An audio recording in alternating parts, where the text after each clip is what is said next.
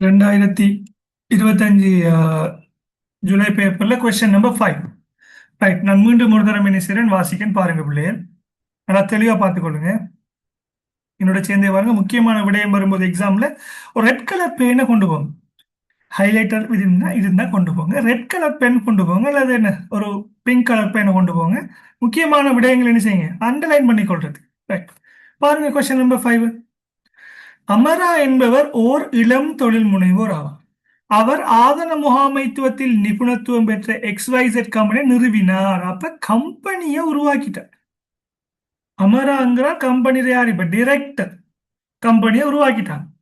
அவர் ஒரு தனி பங்காளராகவும் ஒரு ஷேர் ஹோல்டராகவும் கம்பெனியின் பணிப்பாளராகவும், அப்ப பங்காளராகவும் இருக்காரு, பணிப்பாளராகவும் இருக்கார். இருந்த போதிலும் அனைத்து சட்ட முறைகளையும் பின்பற்றுகின்றார்.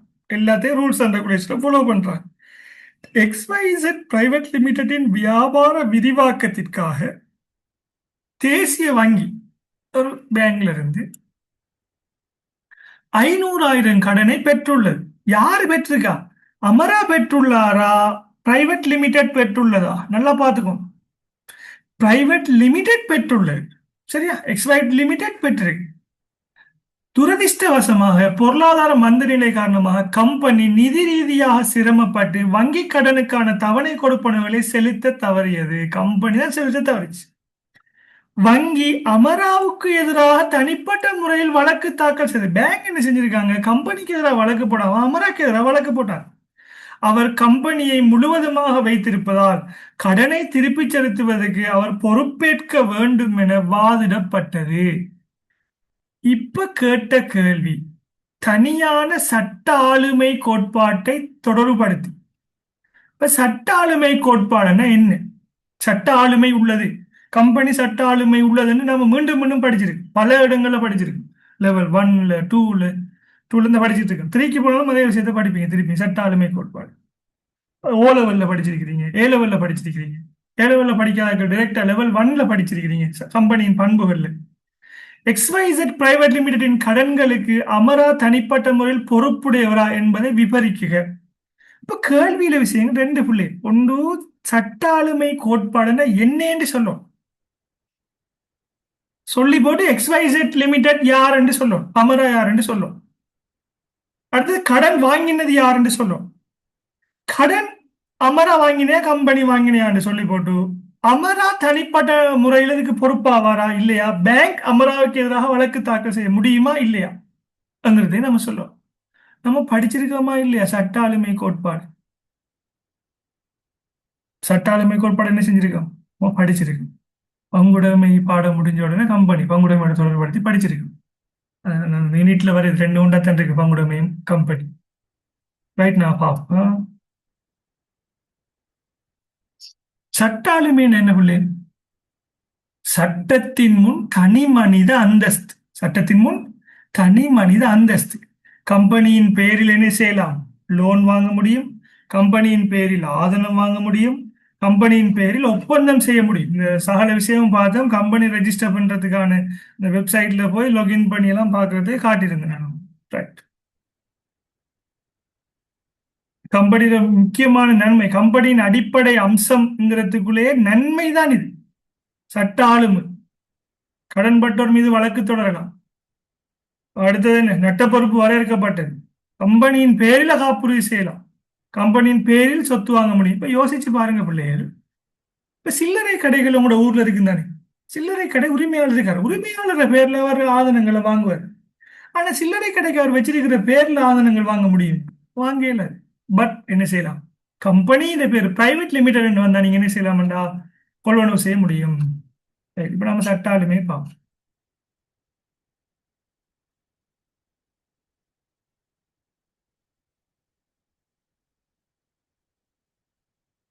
சட்ட ஆளுமை கோட்பாடுன்னா என்ன? சட்ட ஆளுமை கோட்பாடுன்னா என்ன? கம்பெனி சட்டத்தின் முன் ஒரு தனி மனிதனாக கருதுதல், அதான் என்ன சட்ட ஆளுமை கோட்பாடு, நிறுவன ஆளுமை கோட்பாடு சொல்லுவோம்.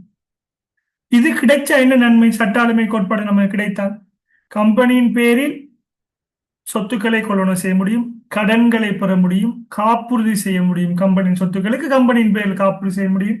இப்ப வாகனங்களை எல்லாம் பாத்தீங்கன்னா கம்பெனியோட பேர்லயே இம்போர்ட் பண்ணலாம், எக்ஸ்போர்ட் பண்ணலாம், அல்லது இன்சூரன்ஸ் பண்ணலாம். அந்த விஷயம் இருக்கும். அடுத்தது கடன் பட்டோர் கம்பெனிக்கு கடனை தராட்டி என்ன செய்யலாம்? கம்பெனி சார்பாக என்ன செய்யலாம்? கம்பெனியோட லோயர் போய் என்ன செய்யலாம்? வழக்கு தாக்கல் செய்யலாம். அப்ப கம்பெனியோட பேர்ல வழக்கு தாக்கல் செய்யலாம். இவ்வாறான நன்மைகளை நீங்க என்ன செய்யலாம்? சட்ட ஆளுமையில நீங்க என்ன செய்யலாம்? நீங்க அனுபவித்துக் கொள்ள முடியும். அதுக்கான கேஸ் ஸ்டடியும் பார்த்தோம். மெக்குரா வர்சஸ் நார்த்தர்ன் அசூரன்ஸும் சோலமன் வர்சஸ் சோலமன் கேஸும் இருக்கு. ரைட். இப்ப நம்மகிட்ட கேட்ட கேள்வி என்ன? பின்வரும் சந்தர்ப்பங்கள்ல சட்ட ஆளுமை முத்திரை நீக்கப்படும். இது உங்களுக்கு கட்டாயம் தெரிஞ்சிருக்கும். ஏன்? ஒரு வழக்கு ஒன்று இடம்பெறுகின்ற போது கம்பெனியில ஏதாவது பிழை நடந்தா முதலாவது என்ன செய்வாங்க? கம்பெனியில பேர்ல வழக்கு போடுவாங்க. வழக்கு ஆராய்ந்து போகின்ற போது சட்ட ஆளுமை என்கிற அந்த விடயத்தை வச்சு அதை நீங்க மிஸ்யூஸ் பண்ணிருந்தீங்கன்னா நமக்கு வழக்கு வராது தானே. இப்ப நிறைய பேர் என்ன செய்யறாங்கன்னா, இப்ப இந்தியாவில நான் பார்த்துருப்பீங்க, சிட் ஃபண்ட்ஸ் கம்பெனி மோசடி செஞ்சுன்னு சொல்லி அந்த அவங்க இன்வெஸ்ட் பண்ற கம்பெனிஸ் இருக்கு தானே. இன்வெஸ்ட் பண்ற கம்பெனி அவங்க இன்வெஸ்ட்மெண்ட் எல்லாம் எடுத்துட்டு ஓடிட்டாங்க என்றெல்லாம் நீங்க படங்கள்ல பார்த்துருப்பீங்க. அப்ப கம்பெனியோட பேர்ல வழக்கு போகும், உரிமையாளர் பேர்ல இல்ல. அப்ப உரிமையாளர் தப்பி வெளிநாட்டுல சிங்கப்பூர்ல என்ன செஞ்சிருப்பாரு? அவர் ஹைஃபையா வாழ்ந்து கொண்டு ஹீரோ போய் பிடிச்சிட்டு வர்றாரு. அவ்வளவுதான் படம். அப்படிதான் நிறைய படங்கள் வந்திருக்கு, தமிழ் படங்கள். எந்த சந்தர்ப்பத்தில் சட்ட ஆளுமை நீக்கப்படும் என்று சொன்னா, ஒரு கம்பெனியை மோசடியாக பயன்படுத்தி இருந்தா, மோசடியான வழக்குகள், வருமான வரியில ஏதாவது மோசடி செஞ்சிருந்தா, அவசர கால நிலைமைகள் சந்தர்ப்பங்கள்ல கம்பெனி என்ன செய்ய தீவிரவாத செயற்பாடு ஒரு கம்பெனி ஈடுபட்டு சொன்னா கம்பெனிக்கு வழக்கு போடும் தாண்டி உரிமையாளரை பிடிச்சிருவாங்க. ஆயுத இறக்குமதி, போதைப் பொருள் இறக்குமதி, அவ்வாறான செயற்பாடுகள் வரும்போது கம்பெனிக்கு தானே வழக்கு போகும். நம் பேருக்கு வழக்கு வராத நினைச்சுவாங்க ஓனர் மாதிரி தவறான வணிகங்களில் ஈடுபடுவாங்க. அந்த சந்தர்ப்பத்தில் அல்லது அவசர கால நிலைமைகள் என்ன செய்வாங்க? உடனடியாக உரிமையாளருக்கு தான் வழக்கு தாக்கல் செய்யப்படும். அதாவது சட்டத்தினால் கோரப்படல் என்ன செய்யப்படும்? கம்பெனி சட்ட ஆளுமைங்கிறது என்ன செய்யப்படாது? கருத்தில் கொள்ளப்படாது. ரைட். இப்ப கேட்ட கேள்விக்கு வரும் திருப்பி. இன்ட்ரடக்ஷன். சட்ட ஆளுமை கோட்பாடு என்ன பிள்ளைகள்? முதலாவது எழுதணும். சட்ட ஆளுமை என்ன? சட்டத்தின் முன் XYZ பிரைவேட் லிமிடெட் ஆனது ஒரு தனி மனிதனாக கருதப்படுவதே சட்ட ஆளுமை கோட்பாடாகும். ஒன்று எழுதிடும் வரைவிலக்கு. இரண்டாவது, சட்ட ஆளுமை காணப்பட்டால் சொந்த பெயரில் சொத்துக்களை வாங்கலாம், காப்புறுதி செய்யலாம், வழக்கு தாக்கல் செய்யலாம். அடுத்து என்ன செய்யலாம்? காப்புறுதி சொந்த சொத்துக்களை சொந்த பெயரில் என்ன செய்ய முடியும்? காப்புறுதி செய்ய முடியும், கடன்களை பெற்றுக்கொள்ள முடியும், ஒப்பந்தம் செய்ய முடியும். எந்த சந்தர்ப்பத்தில் சட்ட ஆளுமை திரை நீக்கப்படும்? மோசடியான சந்தர்ப்பத்தில் அல்லது வரி ஏற்பு அல்லது வரி மோசடிகள் சந்தர்ப்பத்தில் என்ன செய்யப்படும்? கம்பெனியின் முகத்திரை கிழிக்கப்படும். அந்த சட்ட ஆளுமைங்கிற கான்செப்ட் நீக்கப்படும். நீக்கப்படும், அந்த ஓனர் மீது வழக்கு தாக்கல் செய்யப்படும். இப்ப XYZ லிமிடெடோட தொடர்படுத்தி என்ன வரும்? XYZ பிரைவேட் லிமிடெட் ஆனது 2007ஆம் ஆண்டு 7ஆம் இலக்க கம்பெனி சட்டத்துக்குள்ள பதிவு செய்யப்பட்டதால இது ஒரு சட்ட ஆளுமையுள்ள நிறுவனம். கம்பெனியின் பேரிலே என்ன செய்யப்பட்டுள்ளது? தேசிய வங்கியிடமிருந்து என்ன செய்யப்பட்டுள்ளது? கடன் பெறப்பட்டுள்ளது. அதே நேரம் இந்த டிரெக்டரை பாருங்க பிள்ளைகள், இந்த பணிப்பாளரை சட்ட முறைகளையும் பின்பற்றக்கூடிய ஒரு ஆள்னு சொல்லிட்டாங்க. அப்ப அவர் நேர்மையான ஒரு ஆள். பணிப்பாளரும் என்ன செய்கின்றார்? சகல சட்ட விதிமுறைகளையும் பின்பற்றக்கூடிய ஒரு நபராக காணப்படுகின்றார். எனவே வங்கியானது XYZ பிரைவேட் லிமிடெட் மீது மாத்திரமே வழக்கு தொடர முடியுமே தவிர அமராவின் மீது என்ன செய்ய முடியாது? தனிப்பட்ட ரீதியில் வழக்கு தொடர முடியாது. நீங்க என்ன செய்யணும்? இதுக்கு தீர்ப்பு வழங்க வேண்டும்.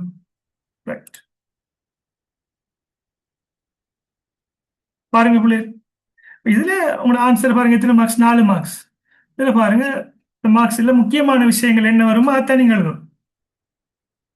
இந்த செக்ஷன் நம்பர்லயும் நீங்க போட தேவையில்லை, அதெல்லாம் பாடமாக்கியும் தேவையில்லை. ஆனா கம்பெனி சட்டம் தெரிஞ்சிருக்கணும், அது வளமையா எல்லாருக்கும் தெரிஞ்ச விஷயம். 2007ஆம் ஆண்டு 7ஆம் இலக்க கம்பெனி சட்டத்தின் ஒரு கம்பெனி பதிவு செய்யப்பட்டால் அந்த கம்பெனி என்ன வரும்? சட்ட ஆளுமை உள்ள ஒரு கம்பெனியாக கருதப்படும். ரைட். சரி, XYZ சட்ட ஆளுமை உள்ள ஒரு நிறுவனம். சட்ட ஆளுமை இருந்தா என்ன? சட்டத்தின் முன் ஒரு தனி மனித அந்தஸ்து, சட்ட ரீதியான ஒரு தனி மனித அந்தஸ்து உள்ள ஒரு நிறுவனம், தனித்துவமான ஒரு நிறுவனம். கம்பெனி சட்ட ஆளுமை இருந்தால் என்ன நன்மைகள் கிடைக்கும்? சொத்துக்களை தன் பேரில் வைத்திருக்கலாம், வழக்காடலாம், வழக்கு தொடரலாம், நான் சொன்ன விஷயம், ஒப்பந்தங்களை நுழையலாம். அந்த விஷயத்தை நோட் பண்ணும். கம்பெனியின் பேரில் கடன்களை பெறலாம். ரைட். ஏதாவது மோசடிகள் அல்லது தவறுகள் செஞ்சா மட்டும்தான் என்ன செய்யப்படும்? சட்ட ரீதியான அந்த சட்ட அந்தஸ்து என்ன செய்யப்படும்? கேள்விக்குட்படுத்தப்பட்டு அது முகத்திலே விளக்கப்படும். முடிச்சு. இது அவ்வளோ நம்ம படித்த விஷயத்தை சொல்லணும். இதுல நம்ம என்ன சொல்லணும் கடைசா? இதன் பிரகாரம் கம்பெனி XYZ பிரைவேட் லிமிடெட் கம்பெனியானது தேசிய வங்கியுடன் ஒப்பந்தம் செய்துள்ளது. XYZ சட்ட ஆளுமை உள்ள நிறுவனம், எந்த விதமான மோசடியும் ஈடுபடல. ஆகவே வங்கி XYZ மீதுதான் வழக்கு தொடர முடியுமே தவிர அமராவின் மீது என்ன செய்ய முடியாது, வழக்கு தொடர முடியாது என்று நீங்க எழுதினீங்கன்னா சரி. சார் இந்த ரெண்டு கேஸையும் என்ன செய்யற கேட்டிருக்கிறீங்க, இது நம்ம தேவையில்லை. தெரிஞ்சா மட்டும் இந்த சாலமன் வர்சஸ் சாலமன் கேஸ் எழுதுங்க. அதையும் தேவை, என்ன வழக்கிட பேரு உங்களுக்கு தேவை. மார்க்ஸ் வரும், பட் இதை லாஸ்ட் மினிட்ல இதை பாடமாக்கி அந்த யூஸும் இல்லை. ஷார்ட் பீரியடுக்கு நீங்க தான் யூஸ் பண்ணுவாங்க. ஆல்ரெடி பாடமாக்கினாக்கள் போடுங்க, பட் நீங்க பாடமாக்க தேவை. உங்களுக்கு ஒரு 4 புள்ளிகளும் கிடைக்கும். சரிதானே? ரைட். உண்மையாக லோ படிக்கிறார்களுக்கு பார்த்தீங்கன்னு சொன்னா எல்லா கேஸும் அவங்க பாடமாக்கல. ஓப்பன் புக் எக்ஸாம், அவங்க நிறைய புக்ஸ் என்ன செய்வாங்க, அவங்க கொண்டு போவாங்க எக்ஸாமுக்கு போகும்போது ரெஃபர் பண்ணி கேஸை பார்த்து எழுதுறது. உங்களுக்கெல்லாம் அப்படிலாம் இல்லை தானே, எல்லா கேஸையும் பாடமாக்கலாது. நீங்க தெரிஞ்ச விஷயத்த நீங்க விடயம் சப்ஜெக்ட் அழினா சரி. நீங்க லோயர் இல்லை, நீங்க லோ எக்ஸாம் லோ படிக்க எழுதல், நீங்க ஒரு பிசினஸ் லோ தெரியும்ங்கிறத நீங்க வெளிப்படுத்துறீங்க. ரைட். இப்போ அடுத்த கொஸ்டினுக்கு வரும்.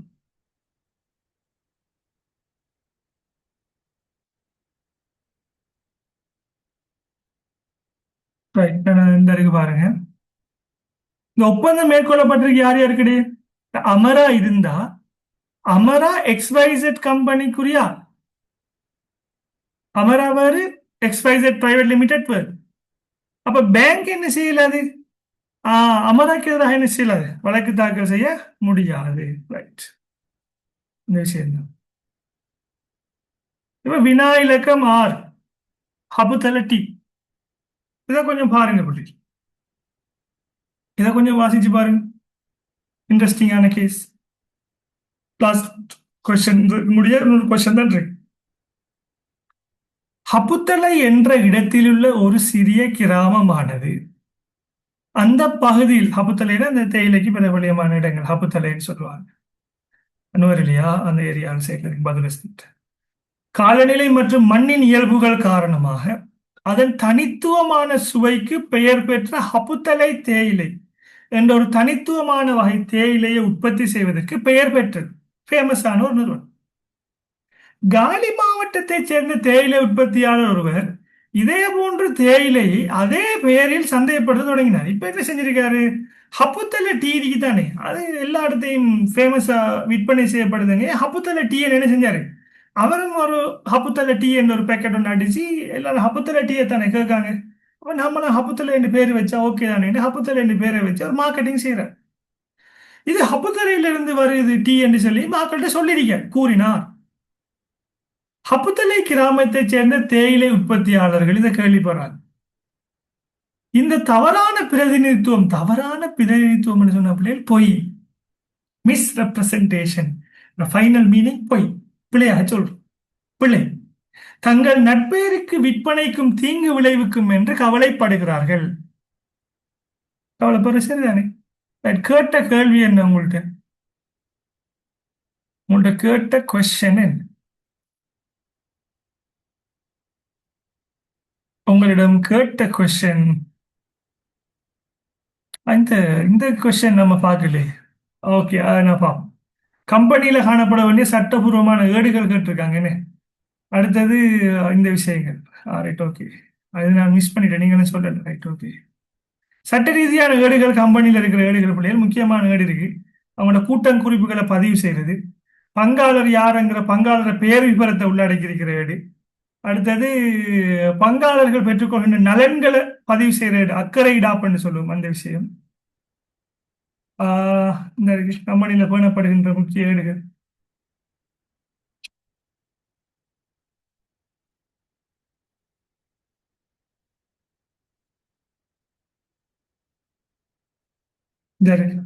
கம்பெனியில பேணப்படுகின்ற ஏடுகள் என்று படிச்சிருக்கோம், அதே விஷயம் தான். அவங்களோட வரவு பதிவேடு, எத்தனை மீட்டிங் எல்லாரும் வராங்களா இல்லையாண்டு, பங்குதாரர பேர் லிஸ்ட்ல இருக்கிற அட்டவணை, அவங்களோட பணிப்பாளர் செயலாளர் டீட்டெயில்ஸ் இருக்கிற அட்டவணை, அது அவங்களோட குறிப்புகள் கூட்ட குறிப்புகள் எழுதுது மினிட், எல்லாமே இருக்கு. எத்தனை பங்குகள் இருக்கு, இந்த சகல விஷயங்களும் என்ன செய்யும் அவங்களோட மேல இருக்கு, சாரி கம்பெனியில் இருக்கிற விஷயம். ரைட். அடுத்த கொஸ்டின் ஒன்று என்ன இருக்காது, கொஸ்டினை மிஸ் பண்ணிட்டேன். ஒரு கம்பெனியின் அமைப்பு விதிகளின் அடிப்படையில் யாதாயினும் வணிகம் அல்லது நடவடிக்கைகளை மேற்கொள்ள அல்லது ஏதேனும் செயல் அல்லது ஏதேனும் பரிவர்த்தனை ஈடுபடல் வேண்டும். அமைப்பு அகவிதியில சொல்லப்பட்டதன் படிதான் ஏதாவது பிசினஸ்ல ஈடுபட வேண்டும். இதற்கு நீங்கள் உடன்படுகின்றீர்களா என்று கேள்வி கேட்டிருக்காங்க. ரைட், இதுல ரெண்டு விஷயம் உண்டு. பழைய சட்டம் புதிய சட்டம் இருக்கு. பழைய சட்டம் புதிய சட்டம். இந்த பழைய சட்டத்தை பார்த்தீங்கன்னு சொன்னா, பழைய சட்டத்துல சொல்லப்பட்டது, பழைய சட்டத்துல சொல்லப்பட்டது என்னன்னு சொன்னா, அமைப்பு அகவிதியில எந்த வணிகம் என்று நீங்க சொல்றீங்களோ அதைத்தான் செய்யும், வேற வணிகம் செய்யலாது. உதாரணமாக செலான் பேங்கிங் ஆக்டிவிட்டீஸ்ல ஈடுபடணும் சொன்னா அவங்க பண வைப்பு அந்த விடயங்களை ஈடுபடணும். லீசிங் செய்யல, அதுக்கு வேற அவங்க பதிவு செய்யணும். இன்சூரன்ஸ் பண்ணல, அதுக்கு தனியாக பதிவு செய்யணும். அப்படிப்பட்ட சில பிரச்சனைகள் இருந்துச்சு. 2007ஆம் ஆண்டு 7ஆம் இலக்க கம்பெனி சட்டம் என்ன சொல்லியிருக்குன்னு சொன்னா, நீங்க ஒரு வணிகம் செய்யணும். எந்த வணிகம் என்கிறது என்ன செய்யல, நீங்க மென்ஷன் பண்ண தேவையில்லை, கட்டாயம் இல்லை. நீங்க மென்ஷன் பண்ணுங்க, அதுதான் செய்யணுங்கிறது என்ன கட்டாயம் இல்லைங்கிறத சொல்லிருக்கு. ரைட், இப்ப பாருங்க, வாய்ச்சி பாருங்க. 2007ஆம் ஆண்டு 7ஆம் இலக்க கம்பெனி சட்டத்தின் கீழ் கணிசமான மாற்றமாக அமைப்பு அகவிதிகளில் நிறுவனங்களின் குறிக்கோள் வாசக பிரிவு தொடர்பாக வழங்கப்பட்ட நெகிழ்வுத்தன்மை. பழைய சட்டத்தின் கீழ் குறிக்கோள் வாசகங்களை சேர்ப்பது கட்டாயம். பழைய சட்டத்துல பாத்தீங்கன்னா எங்களோட நோக்கம் என்ன, குறிக்கோள் ஒப்ஜெக்டிவ் என்னங்கிறது என்ன சொல்லணும், கட்டாயம் சொல்லணும். ஆனா இது என்ன 2007ஆம் ஆண்டு 7ஆம் இலக்க கம்பெனி சட்டத்தில் என்ன செய்யப்பட்டது, நீங்க விரும்பினால் சொல்லுங்க, இல்லாட்டி சொல்ல வேணாம் என்று சொல்லப்பட்டு. ஆகவே எந்த விதமான வணிக செயற்பாடு அல்லது குறிக்கோள்களை குறிப்பிடாம என்ன செய்ய முடியும், நீங்க கம்பெனியை பதிவு செய்து கொள்ள முடியும். ஒருவேளை நீங்க குறிக்கோளை குறிப்பிட்டால் இந்த வணிகம் தான் செய்ய போகின்றோம், மைக்ரோ பினான்ஸ் நுண்கடன் தான் நாங்க எல்லாருக்கும் வழங்க போறோம் என்று சொன்னா, நுண்கடன் வழங்குற செயற்பாட்டை மட்டும்தான் செய்யும்.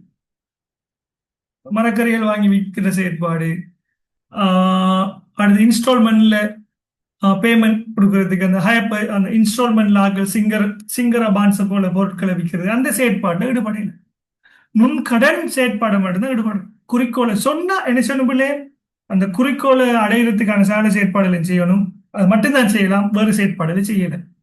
சரியா, அதை மீறி செயற்பட்டால் இயக்குநர்கள் என்ன செய்யப்படுவாங்க, அவங்களுக்கு எதிராக கம்பெனி பதிவாளனால் வழக்கு தாக்கல் செய்யப்படும். சரிதானே, இதான் அந்த விஷயம். ரைட், நம்ம மீண்டும் ஹபுத்தல விஷயத்துக்கு வரும். ரெண்டு கொஸ்டின் மிஸ் பண்ணதால சொன்ன விஷயம், ஐஎஸ் ஆன்சர்லையும் அதே விஷயம் தான் இருக்கு. பார்ப்போம், அதுதான் காப்பி பண்ணி போட்டிருக்கு. முக்கியமானது ஹபுத்தல கேஸ பாருங்க. ஹபுத்தல சொல்லிட்டு தானே, சிறிய கிராமம்,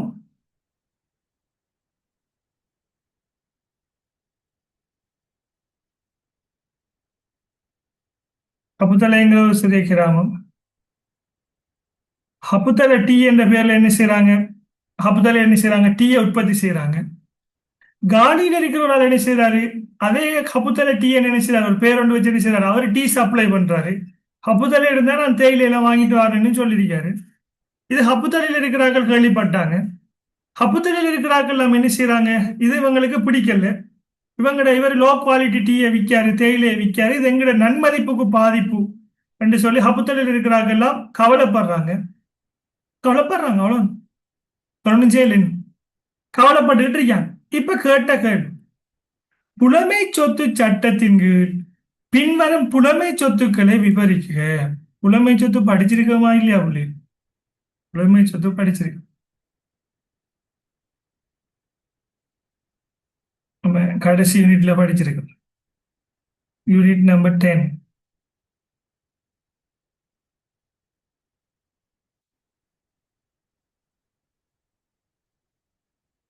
பார்ப்போம், புலமை சொத்தையும் பார்ப்போம்.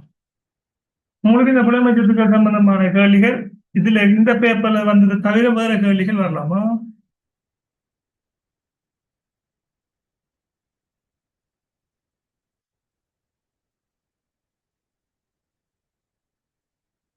இல்லை, நாம புலமை சொத்துக்கள் படிச்சிருக்கோம்.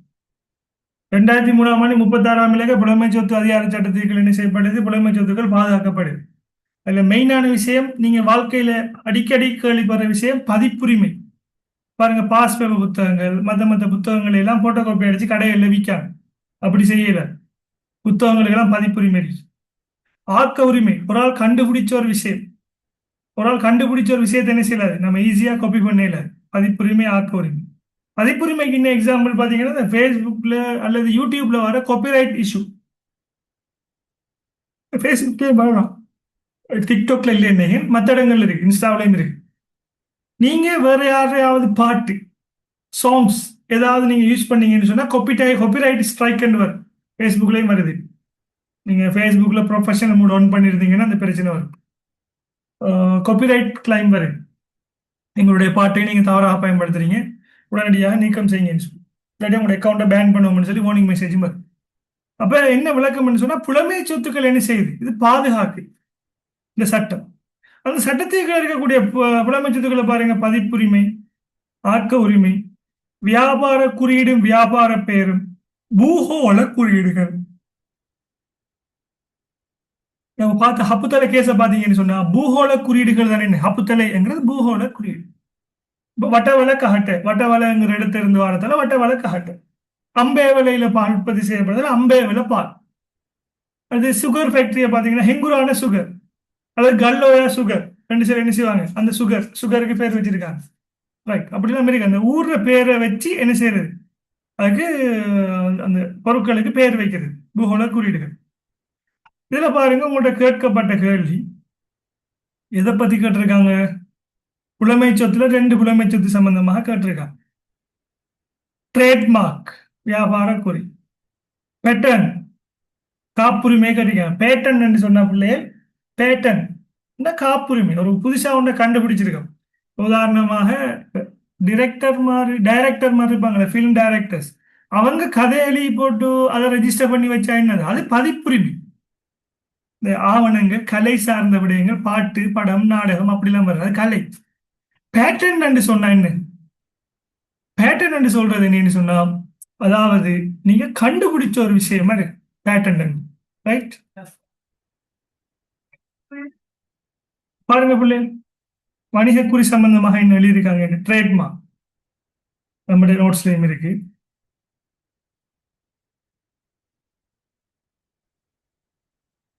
பிராண்ட் ஹெல்ப் பண்ணாங்க,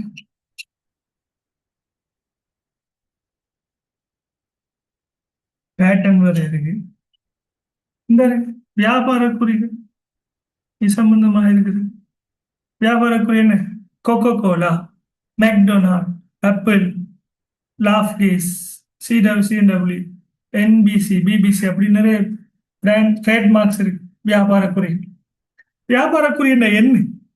இப்ப பார்த்தவளங்க ஆப்பிள்ங்கிற இந்த லோகோ ஏன் என்ன, ஏன் இந்த லோகோ இருக்கு? ஒரு நிறுவனத்தின் பொருளை ஏனைய நிறுவனத்தின் பொருட்களில் இருந்து என்ன வேறுபடுத்தி காட்டுறதுக்காக தான் என்ன செய்யப்படுது? வியாபார குறிகள் பயன்படுத்தப்படுது. வியாபார குறியை நீங்க என்ன செய்யலாம்? பதிவு செய்ய வேண்டும். பதிவினை புதுப்பித்தும் கொள்ளணும். 10 வருஷத்துக்கு வெயிட்ல இருக்கும், அதை நீங்க என்ன செய்ய முடியும்? புதுப்பித்துக் கொள்ள முடியும். பதிவு செய்யப்பட்ட ஒரு ஆளுக்கு இருக்கக்கூடிய உரிமைகள் என்ன? குறியீட்டை பாவிக்கலாம், உரிமை மாற்றி கொடுக்கலாம், எதற்கு பயன்படுத்தலாம், எதற்கு பயன்படுத்தக்கூடாதுன்னு செய்ய முடியும், அவர் சொல்ல முடியும். பூகோள குறியீடு என்ன? நான் சிலவன்ட்டி அப்படி அந்த இடங்களை வச்சு நம்ம என்ன செய்யறது, அதை செய்யுது. ஆக்க உரிமைக்கு பாருங்க, புதிய கண்டுபிடிப்பாளர் ஒரு புதிய கண்டுபிடிப்பினை மேற்கொண்டால் அதனை பேட்டன் பதிவு செய்து கொள்ள முடியும். ட்ரெயின், ரோபோ, போன், ட்ரோன், அப்படி ஃபேன், நிறைய புது புது விஷயங்கள், மப்பர், அப்படி நிறைய விஷயங்களுக்கு பேட்டன் இருக்கு, நீங்க பதிவு செய்யலாம், நீங்க கண்டுபிடிச்சீங்க. அவ்வாறு ஆக்க உரிமை வழங்கப்பட்ட எத்தனை வருஷத்துக்கு அது வெளிட்? 20 வருடங்களுக்கு அது வெளிட். 20 வருஷத்துக்கு பிறகு எல்லாருக்கும் ஓப்பன் ஆயிடும் பேட்டன். அவ்வாறு ஆக்க உரிமை என அழைக்கப்படும் உரிமம் அளிக்கப்பட்ட கண்டுபிடிப்பின் தயாரிப்பு, பாவனை, விற்பனை போன்றவற்றில் ஏனையோர் ஈடுபட முடியாது. என்ன செய்யப்படும்? இந்த கண்டுபிடிச்சாக்கான ஒரு தடை ஒன்று என்ன செய்யப்பட்டிருக்கு, போடப்பட்டிருக்கு. இதான் விஷயம். பதிப்புரிமையும் பார்த்துக்கோ, பதிப்புரிமை வரல, பட் பதிப்புரிமையும் பாருங்க. பதிப்புரிமைக்குள்ள என்னென்ன வரும் பிள்ளை? புக் எழுதுறது வரும், நம்ம வளமையா நம்ம பயன்படுத்தக்கூடிய புத்தகங்கள், பாசிபிள் புக்ஸ். நாடகம், படங்கள். யூடியூப் பார்க்குறாங்களுக்கு தெரிஞ்சுங்க, யூடியூப்ல வரக்கூடிய நாடகங்களா இருக்கலாம், பாட்டா இருக்கலாம், கதையா இருக்கலாம், மியூசிக்கா இருக்கலாம், எல்லாம் வரும். ஒளி காட்சிகள் எல்லாம் வருமா? யூடியூப் ஞாபகம் வச்சுக்கொண்டு காப்பிரைட். அடுத்தது பாருங்க, இன்ஸ்டாகிராம்ல வரக்கூடியது பாருங்க, பிக்சர்ஸ். முக்கியமான சில பிக்சர்ஸ், வரைபடங்கள், புகைப்பட ஆக்கங்கள், போட்டோஸ். ஆக்கள் நிறைய நல்ல போட்டோஸ் போட்டிருப்பாங்க, சீனரிஸ். அந்த போட்டோஸ் எடுத்து என்ன செய்யல, பிரிண்ட் பண்ணி விற்கல, அதுக்கு அவங்க காப்பிரைட் பதிவு செஞ்சிருப்பாங்க. சரியா? இந்த விஷயம் இதெல்லாம் பதிப்புரிமைக்கு வரக்கூடிய ஒரு விஷயம். ரைட்.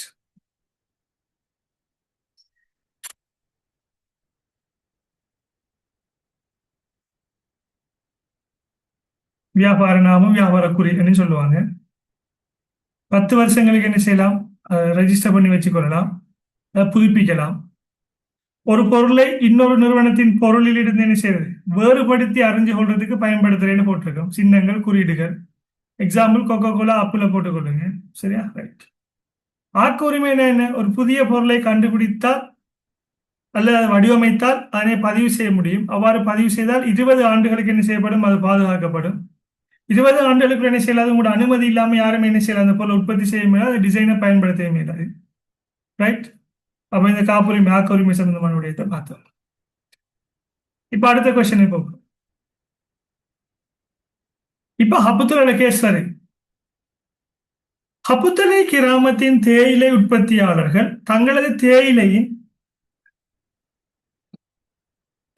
தேயிலையின் பெயர் காலி மாவட்டத்தில் உற்பத்தியாளர் துஷ்பிரயோகம் செய்யப்பட்டதுக்கு எதிராக தமது தேயிலையின் தனித்துவ அடையாளத்தை பாதுகாக்க புலமை சொத்து சட்டத்தினை எவ்வாறு பயன்படுத்தலாம் என்பதை விவரிக்குக. அப்ப புலமை சொத்து சட்டத்தை இவங்க எப்படி பயன்படுத்தலாம், ஹப்புத்தலை டீம் எப்படி பயன்படுத்தலாம், இவங்க அவங்களோட சொத்துக்களை பாதுகாக்க முடியுமா, முடியாது? சொல்லுங்க. ஹப்புத்தலை டீமுக்கு அதை பாதுகாக்கிறதுக்கான ரைட்ஸ் இருக்கா இல்லையா? Yes or no? இவங்க வழக்கு போடலாமா? இப்ப ரெண்டு விஷயத்தை யோசிங்க. ஹப்புத்தல டீம், இந்த ஹப்புத்தல டீ எங்கட பிரதேசத்துக்குரியது என்கிறத பதிவு செய்யணுமா, செய்ய தேவையில்லை? இவங்க பதிவு செய்ய வேண்டிய அவசியமும் இல்லை. ஏன்னா அவங்களோட பிரதேசம் சார்ந்தது. அந்த பிரதேசத்தில் இருக்கக்கூடிய சொல்ல என்ன செய்யலாது, இன்னொரு நாள் பயன்படுத்த இயலாது. சிலோன் டீ என்று இருந்தா பிள்ளைகள், சிலோன் டீங்கிறத நாம தான் பயன்படுத்தலாம், ஸ்ரீலங்கன் டீ என்று. ஆனா அமெரிக்காவில் இருக்கிற ஒரு நிறுவனம் என்ன செய்யலாது, ஸ்ரீலங்கன் டீ என்று பேர் வச்சு என்ன செய்யலாது, பயன்படுத்த இயலாது.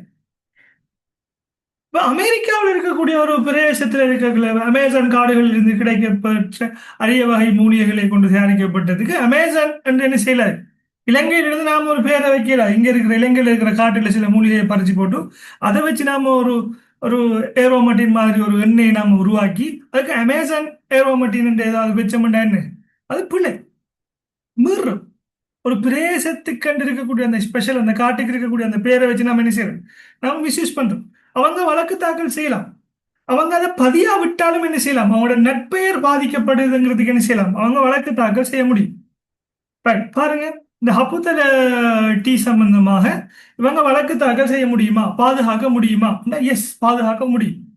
2003ஆம் ஆண்டின் 36ஆம் இலக்க புலமை சொட்டு சட்டத்தின் கீழ், உங்களுக்கு 2003ங்கிறது மறந்து போய்த்து, சுனாமிக்கு முதல் வருஷம் ஞாபகம் வச்சுக்கொள்ளுங்க. சுனாமிக்கு முதல் வருஷம் நடந்தது 2003. சரியா? ரைட். அந்த 2003ஆம் ஆண்டு புலமை சொத்து ரெண்டாலும் எழுதுங்க, 36 மறந்துட்டீங்கன்னு சொன்னா எழுதுறது பெட்டர்.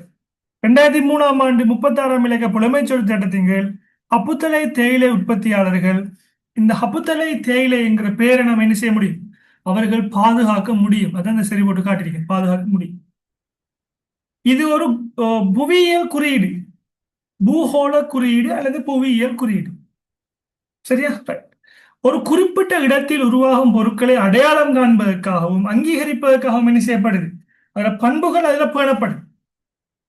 இவர்கள் புலமை சொத்து சட்டத்துக்கு கீழ் ஹப்புத்தலை தேயிலைங்கிறத பதிவு செய்யாமல் இருந்தாலும் காலியிலிருந்து பயன்படுத்துவர்கள் என்ன செய்ய முடியும், வழக்கு தாக்கல் செய்ய முடியும். செய்து அவர்கள் அது தனித்துவத்தை என்ன செய்ய முடியும், பாதுகாக்க முடியும். ஏனென்றால் ஹப்புத்தலை டீங்கிறதுக்கான நட்பெயர் பாதிக்கப்படும் என்பதை காரணமாக கொண்டு அவர்கள் வழக்கு தாக்கல் செய்ய முடியும். சரியா? இதை வாய்ச்சிங்கன்னா சரி. இவர்கள் பதிவு செஞ்சாங்க என்று சொன்னா இன்னும் சேஃப். உலகத்துல உள்ள யாரும் என்ன செய்யலாது, பயன்படுத்தலாம் அந்த டீ பேர். பதிவு செய்யாட்டியும் பிரச்சனை இல்லை, வழக்கு போடலாம். பட் பதிவு செய்யறது மிகவும் சிறந்தது. இப்ப பிள்ளைகள், இப்ப உங்களுக்கு ஒரு பேர் இருக்கு, இப்ப கமலான்னு ஒரு பேர் இருந்தா, இப்ப கமலாங்கிறது நம்ம ஒரு பர்த் சர்டிபிகேட்ல இருக்கும். வெளியில கூப்பிடுறது தான் கமலா, ரெஜிஸ்டர் பண்ணிருக்கு கமலினி என்று சொன்னா அது ரெண்டு பேர். லீகலா பிரச்சனை இருக்கு, நிறைய பிரச்சனைகள் இருக்கு. அப்ப என்ன, நாம ஒரு பேரை பயன்படுத்த போறோம்னா உத்தியோகபூர்வமாக நாம என்ன செய்யணும், அதை பாதுகாக்க போறோம்னா அதை பதிவு செய்யணும். முதலா பதிவு செய்யறது சேஃப். ஒருவேளை நீங்க பதிவு செய்யாமல் இருந்தால் வழக்கு போடலாமா என்று கேட்டாலும் என்ன செய்யலாம், போடலாம் என்கிற சொல்யூஷன் தான் நான் சொல்லணும்.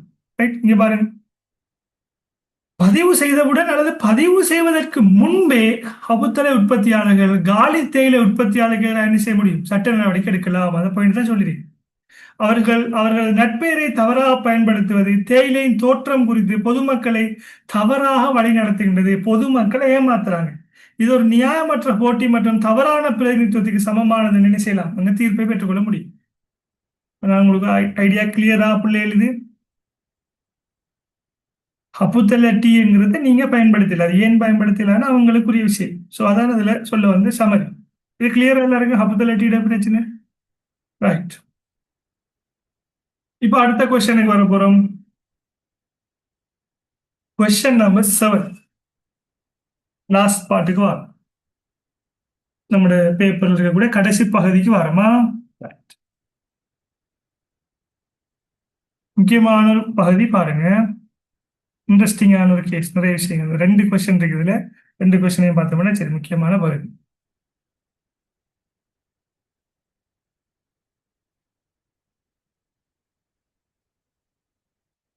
கொழும்பில் உள்ள ஒரு உள்ளரங்க அரங்கத்தில் நடைபெற்ற மிகவும் எதிர்பார்க்கப்பட்ட இசை நிகழ்ச்சியில் தினுக்கவும் அவர்கள் தோழிகளில் ஒருவரான ஹாசினி கலந்து கொண்டார். இந்த நிகழ்வில் இலங்கை மற்றும் சர்வதேச பிரபல கலைஞர்கள் ஏராளமானோரும் கலந்து கொண்டார். வாகன நிறுத்துமிட உதவியாளரின் வழிகாட்டுதலின் பேரில், நீங்க கார்ல பார்க் பண்ண போக அங்க ஒரு நிப்பாரு, இங்க பார்க் பண்ணாதீங்க, இங்க பார்க் பண்ணுங்க, டிக்கெட் டிக்கெட் வச்சுட்டு நிப்பாங்க அவங்க. தினுக்கு தனது காரை அரங்கத்தின் வாகன நிறுத்துமிடத்தில் நிறுத்தினார், பார்க்கிங்ல நிப்பாட்டினார். நிறுத்தப்படும் வாகனத்தில் ஏற்படும் சேதங்கள் மற்றும் திருட்டுகளுக்கு ஏற்பாட்டாளர்கள் பொறுப்பேற்க மாட்டார்கள் என்று வாகன நிறுத்துமிட உதவியாளர் ஹாசினி மற்றும் தினுக்கவிடம் சொல்லிட்டாரு. நிப்பாட்டக்கே சொல்றாரு வாகனத்தை, சார் இங்க வாங்க, இங்க வாகனத்தை நிப்பாட்டுங்க. இந்த வாகனத்தில் எதுவும் களவு போனால், ஆயிரக்கணக்கான லட்சக்கணக்கான ஆட்கள் வர இடம், களவு போனால், திருடு போனால் இதுக்கு நிகழ்ச்சிக்கு ஏற்பாட்டாளர்கள் பொறுப்பில்லை. அப்படின்னா மட்டும்தான் நீங்க நிறுத்துங்க என்று சொல்லிட்டார். ஓகே, கேட்டுட்டாங்க. கேட்டதுக்கு புறவும் என்ன செய்யறாங்க, அரங்கத்தில் நுழைவதற்கு முன் அவர்கள் நுழைவுச் சீட்டுகளை கருமப்படத்தில் வாங்கினார்கள். இதை கேட்டுட்டு அப்படியே டிக்கெட் கவுண்டருக்கு வந்து என்ன செய்யறாங்க, டிக்கெட்டையும் வாங்கிட்டாங்க. அவர்கள் நுழைவுச் சீட்டுகளை பெற்றதும் டிக்கெட்டை கொடுத்துட்டு காசாளர், அந்த கேஷியர்ல இருந்த காசு வாங்குறவர், நுழைவுச்சீட்டில் குறிப்பிடப்பட்டுள்ள ஒரு குறிப்பை அவர்களிடம் காட்டினார். காசை வாங்கினதும் அவர்கிட்ட காட்டுறாரு. இந்த நுழைவுச்சீட்டை வாங்குவதன் மூலம் அரங்கத்தினுள், நல்லா கவனிச்சு கொள்ளுங்க, அரங்கத்தினுள் தொலைந்து போன அல்லது திருடப்பட்ட எந்த ஒரு பொருளுக்கும் நிகழ்ச்சி ஏற்பாட்டாளர்கள் பொறுப்பல்ல என்பதை நீங்கள் ஒப்புக்கொள்கிறீர்கள் என்கிறத கண்டிஷனை சொல்ற. என்ன, விலக்களிப்பு வாசகத்தை பயன்படுத்துற. Right, okay. பட் இந்த விலக்களிப்பு வாசகத்துக்கு முதல்ல என்ன செஞ்சிட்டாரு, அந்த செக்யூரிட்டி கார்டும் சொல்லிட்டாரு. அப்ப தெரிஞ்சுதான் இவங்க வந்திருக்காங்க. தெரியலைன்னா இல்ல, தெரிஞ்சிட்டு இவங்களுக்கு ஆல்ரெடி ஹலோ போன இவங்க பொறுப்பு இல்லை. திருப்பி நுழைவாயிலுக்கு போறாங்க, என்ட்ரன்ஸ்.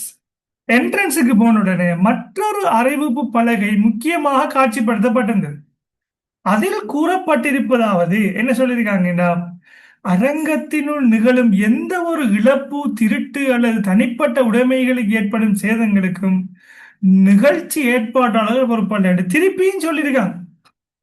அரங்கத்துக்குள்ள கால் வைக்கையும் பெரிய ஒரு போர்டு ஒன்று போட்டிருக்காங்க. இப்படி இந்த போர்டு ஒன்று போட்டிருக்காங்க பாருங்க, இப்படி ஒரு போர்டு ஒன்று போட்டு இதை பார்த்துட்டு தான் உள்ளுக்குவாங்க, யாரும் பொறுப்பு இல்லை அப்படின்னு சொல்லியிருக்காங்க.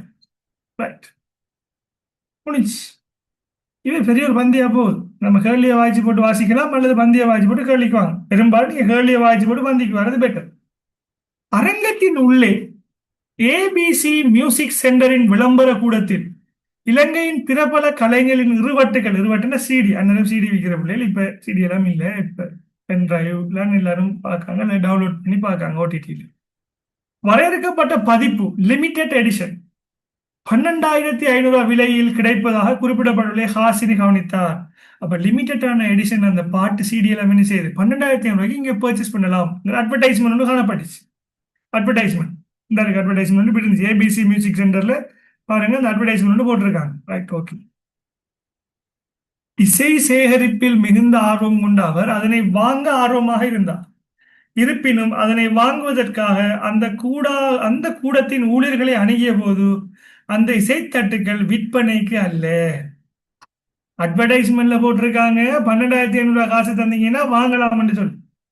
ஆனா ஹாசினி வைக்காக்கு அவங்க சொல்றாங்க இது நாட் ஃபார் சேல், இது விற்கிறதுக்கு இல்ல, ஜஸ்ட் ஷோரூம்ல காட்சிப்படுத்துறதுக்காக மட்டுமே என்று அவரிடம் தெரிவித்தார். ரைட், அப்ப ஹாசினி கோபம் வந்துச்சு. நிகழ்ச்சிக்கு பிறகு தினுக்கவும் ஹாசினியும் வாகன நிறுத்துமிடத்துக்கு திரும்பினாங்க. இப்ப மியூசிக் ப்ரோக்ராம்ல முடிச்சிட்டு காருக்கு வராங்க. தினுக்கவின் கார் மூடப்பட்டிருந்த ஜன்னலுடன் சேர்ந்து உடைக்கப்பட்டிருப்பதையும், இந்த கண்ணாடியை உடைச்சு போட்டாங்க, அவருடைய மடிக்கணனி காணாமல் போயிருப்பதையும் அவர்கள் கண்ணுற்றார்கள். அப்ப காருக்கு இருந்த லேப்டாப்பையும் காணல. அதேவேளை இசை நிகழ்ச்சிக்கு முன்னர் தனது கைப்பையில் வைத்திருந்த தனது கையடக்க தொலைபேசியும் காணாமல் போயிருப்பதை ஹாசினி பின்னர் உணர்ந்து கொண்டார். மியூசிக் ப்ரோக்ராம்ல இவங்க மியூசிக்கை பார்த்துட்டு இருந்ததான் ஹாசினியோட மொபைல் போனை யாரோ திருடிட்டு போயிட்டாங்க. இது ஸ்டோரி புள்ளியில் உங்களோட கண்ணுக்குள்ள வந்துட்டு இந்த ஸ்டோரி மைண்ட்ல இருக்கு, நீங்க கண்ணால பார்த்த மாதிரி கற்பனை பண்ணி கொள்ளணும். அதான் மெயின் இருக்கு.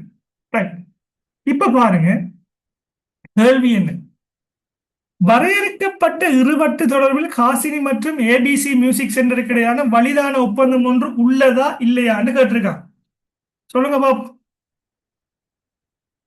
12,500 மியூசிக் ப்ரோக்ராம்ல சிடி இருக்குன்னு சொல்லியிருக்காங்க. இந்த அட்வர்டைஸ்மெண்ட் பார்த்துட்டு போய் கேட்டிருக்கா மியூசிக் சிடியை தாங்கன்னு சொல்லி. அவங்க மியூசிக் சிடி என்ன செய்யல, அவங்க கொடுக்கல. நம்மிடம் கேட்கின்ற கேள்வி, இவங்களுக்கு வலிதான ஒப்பந்தம் இருந்ததா ஹாசினிக்கும் ஏபிசிக்கும் இடையே இல்லையா என்று கேட்டிருக்காங்க.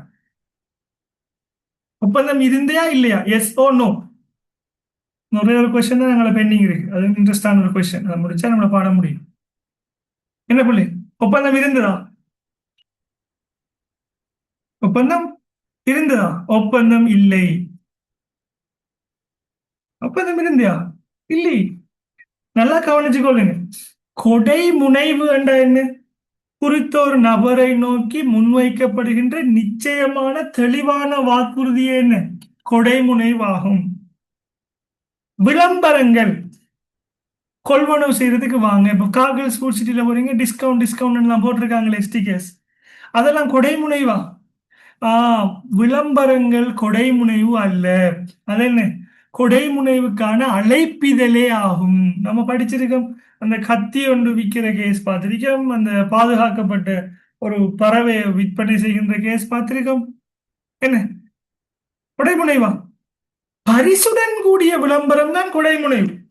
இதில் கண்டுபிடித்த அந்த நாயை கண்டுபிடித்து தந்தால் உங்களுக்கு என்ன, இந்த டாகை கண்டுபிடித்து தந்தால், இந்த பப்பியை கண்டுபிடிச்சு தந்தா என்ன, உங்களுக்கு இந்த 1,00,000 காசு தரும். அப்படி வந்த விளம்பரம் அதுதான் கொடை முனைவு. விற்பனை செய்யற பிரைஸ போட்டு வந்திருக்கிற விளம்பரம் என்ன, அது கொடை முனைவு அல்ல, அது கொடை முனைவுக்கான அழைப்பிதழே ஆகும்.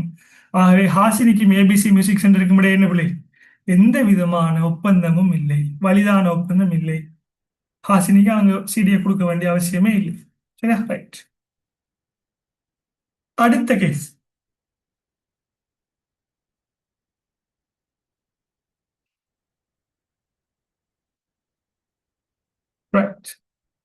தமது இழந்த உடைமைகளுக்காக நிகழ்ச்சி ஏற்பாட்டாளர்களுக்கு எதிராக தினுக்க மற்றும் ஹாசினி சட்ட உரிமைகள். தினுக்கவும் இவங்க அந்த நிகழ்ச்சி ஏற்பாட்டாளருக்கு எதிராக வழக்கு தாக்கல் செய்ய முடியுமா இல்லையா?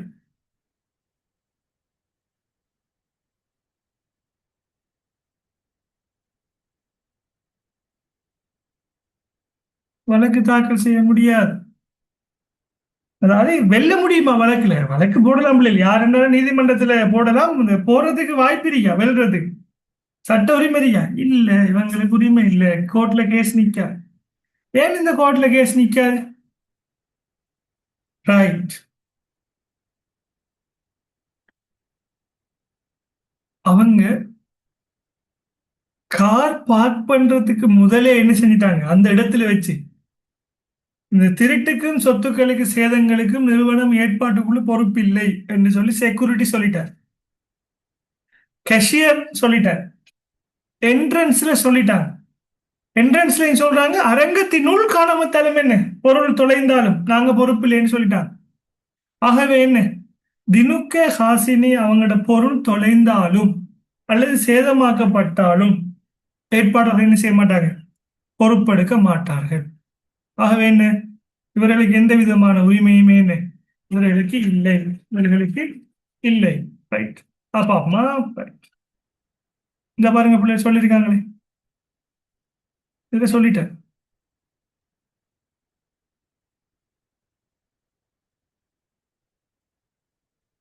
இது அப்படியே நீங்க எழுதும். வாகன நிறுத்துமிடத்தில் வாகன நிறுத்துமிட உதவியாளரினால் ஏற்படும் சேதங்கள் மற்றும் திருட்டுக்களுக்கு ஏற்பாட்டாளர்கள் பொறுப்பேற்க மாட்டார்கள் என்று ஹாசினி மற்றும் தினுக்கவிடம் கூறப்பட்டிருந்தது. ஒன்று, வாகனத்தில் ஏற்படும் நிறுத்தப்படும் வாகனத்துக்கு ஏற்படுறத பத்தி அவர் சொல்லிட்டார். ரெண்டாவது, கெஷியர்ல சொல்றாங்க என்ன, அரங்கத்துக்குள் பொருள் தொலைந்து போனால் நாங்க பொறுப்பு இல்லை என்று சொல்லி கெஷியர்லையும் சொல்லிட்டாங்க.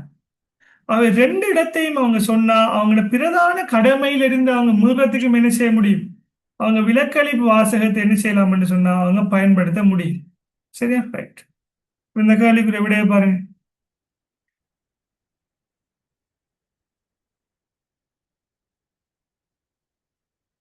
தனுக்கவும் ஹாசினியும் ஒரு டிக்கெட்டை வாங்கியிருக்காங்க. அதுல சொல்லப்பட்ட விடயம் என்ன, மைதானத்துக்குள்ளோ மைதானத்துக்கு வெளியில என்ன ஏதாவது இந்த சொல்லியிருக்காங்க,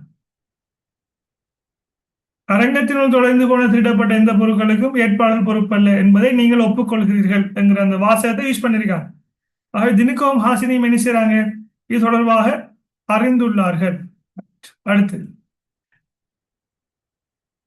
தொடர்ந்து ஹைபேசிக் என்ன, இந்த விலக்களிப்பு வாசகங்கள் செல்லுபடியாகும் தன்மை என்ன, செல்லுபடியாகுமா இல்லையா, இந்த விலக்களிப்பு வாசகங்கள் செல்லுபடியாகும். ஏன், ஒப்பந்தம் ஏற்படுவதற்கு முன்னரே என்ன செய்யப்பட்டிருக்கு, அது உங்களுக்கு தெரியப்படுத்தப்பட்டிருக்கு கார் பார்க் பண்றது, அல்லது பணத்தை செலுத்தும் போது என்ன செய்யப்பட்டிருக்கு, உங்களுக்கு அவங்க சொல்லிட்டாங்க, சொல்லித்தான் அந்த பணத்தை செலுத்திருக்கிறீங்க. அப்படி எதுவும் சந்தேகம் நீங்க என்ன செஞ்சிருக்கலாம், அந்த டிக்கெட்டை கொடுத்துட்டு நீங்க என்ன செஞ்சிருக்கலாம், அந்த பணத்தை நீங்க மீள பெற்றிருக்கலாம்.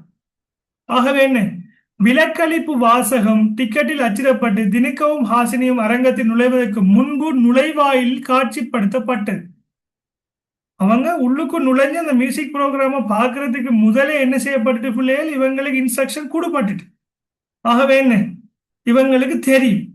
ஆகவே அரங்கிற்குள் தொலைபேசி தொலைந்து போனதால் ஏற்பாட்டாளர்கள் பாதுகாக்கப்படுகின்றார்கள்.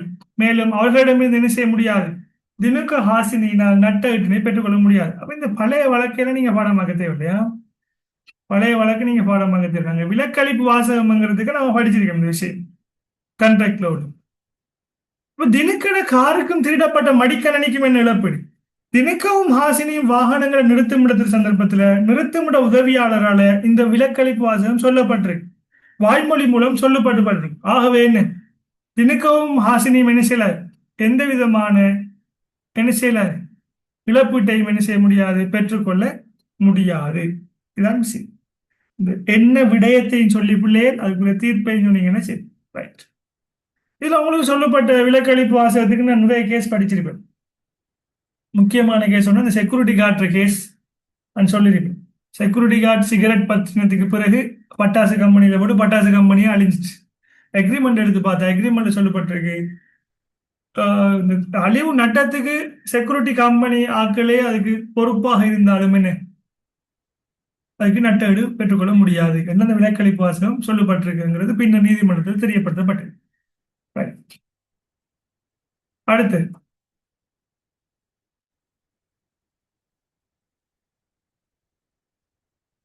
பார்வையாளர்களின் பொருள் இழப்பு தொடர்பில் நிகழ்ச்சி ஏற்பாளர்களின் சட்ட ரீதியான கடப்பாடு. சட்ட ரீதியான கடப்பாடு என்னன்னு சொன்னா, மெயின் டியூட்டி அவங்களோட நிகழ்ச்சியை நடத்தணும். மக்கள் என்ன செய்யணும்? மக்களோட பொருட்களை பாதுகாக்கணும். அந்த பிரதானமான கடமையில இருந்து நீங்கிக் கொள்றதுக்கு என்ன செய்யலாம்? இவர்கள் விலக்களிப்பு வாசகத்தை பயன்படுத்த முடியுமா இல்லையா? பயன்படுத்த முடியும். அவ்வாறு பயன்படுத்தப்பட்டால் அவர்கள் என்ன செய்வார்கள்? ஏற்பாட்டாளர்கள் அந்த ஏதாவது தொலைந்திருந்தாலும் அதுக்கு நட்டீடு செலுத்த வேண்டிய விடயத்திலிருந்து என்ன செய்யப்படுவார்கள்? பாதுகாக்கப்படுவார்கள். நான் செக்யூரிட்டி கார்டை கேச சொன்னேன் இந்த விஷயத்தை எழுதினா சரி. இதுல சொல்லப்பட்ட விஷயம் இந்த இருக்கு தானே.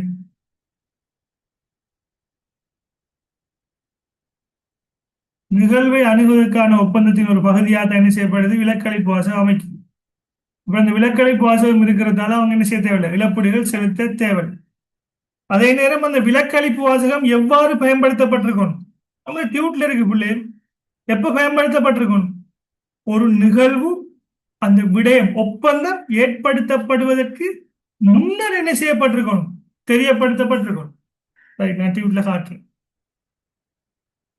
நிறைய பேர் நிறைய பாடங்கள் 4 பாடம் படிச்சுட்டு இருப்பீங்க, கன்ஃபியூஸ்ல இருப்பீங்க. ஸோ நான் டியூட்ல எங்க இருக்குன்னு காட்டிக்கொள்றேன் பாருங்க. இது நம்ம ஸ்லைட்ஸ்லையும் படிச்சா நான் டியூட்டா தந்திருக்கேன் உங்களுக்கு.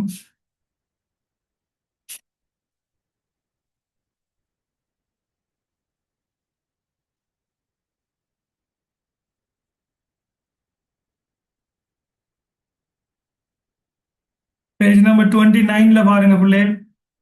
டியூட்ல ஒப்பந்தத்தின் விலக்களிப்பு வாசகம். எக்ஸெப்ஷனல் க்ளோஸ் இன் கான்ட்ராக்ட். ஒப்பந்தம் ஒன்று முறிவடையும் போது அல்லது தனது கவலையினமான செயற்பாடுகள் காரணமாக ஏற்படும் பொறுப்புகளில் இருந்து விலகிக் கொள்வதற்காக ஒப்பந்தத்தில் கையாளப்படுகின்ற வாசகங்களே விலக்களிப்பு வாசகங்கள் ஆகும்.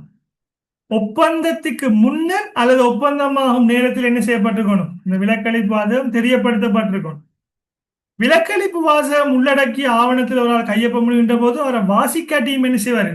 அதுக்கு கட்டுப்படுவார். பொய்யான தவறான முறையில் என்ன செய்யப்படக்கூடாது? விலக்களிப்பு கண்டறியாட்ட ஈக்கென்று சொல்லாம என்ன செய்யறது? கையொப்பம் வாங்கி எடுக்கிறது. அப்படி அச்சடிக்கப்பட்டிருந்தால் அதை கட்டுப்படுத்தார். விலக்களிப்பு வாசகம் ஒப்பந்தம் நிகழ்ந்ததன் பின்னர் என்ன செய்யப்படக்கூடாது? வெளிப்படுத்தக்கூடாது.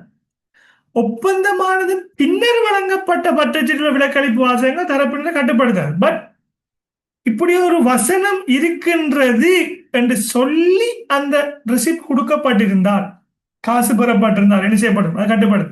நாம பார்த்த கேஸ்ல பிள்ளைகள் அவங்களுக்கு ஆல்ரெடி சொல்லிட்டாங்க விலக்களிப்பு வாசகம் இதுதான் என்று சொல்லிட்டாங்க. அப்ப சொன்னதால் என்ன செய்யப்படுது? ஆகவே இந்த விலக்களிப்பு வாசகம் சட்ட ரீதியானது அறிவு. ஒப்பந்தம் ஒன்றின் அடிப்படை விடயம் மீறல் இருந்து பாதுகாக்கிறதுக்கு என்ன செய்யப்படலாம்? அந்த சிகரெட் கேஸ் சொன்ன என்ன செய்யலாம்? அதற்கும் விலக்களிப்பு வாசகம் என்ன செய்யப்பட வேண்டும்? பயன்படுத்தப்பட முடியும். ஆகவே இந்த விலக்களிப்பு வாசகம் சம்பந்தமாக நம்ம டீட்டெயிலா படிச்சிட்டோம். அதான் விஷயம். சரியா? இப்ப லாஸ்ட் பார்ட்டுக்கு வரும்.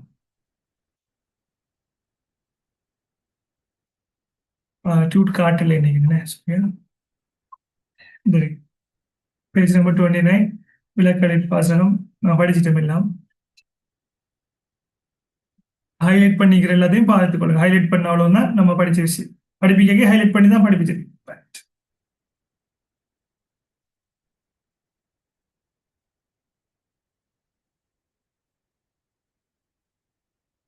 ரைட்.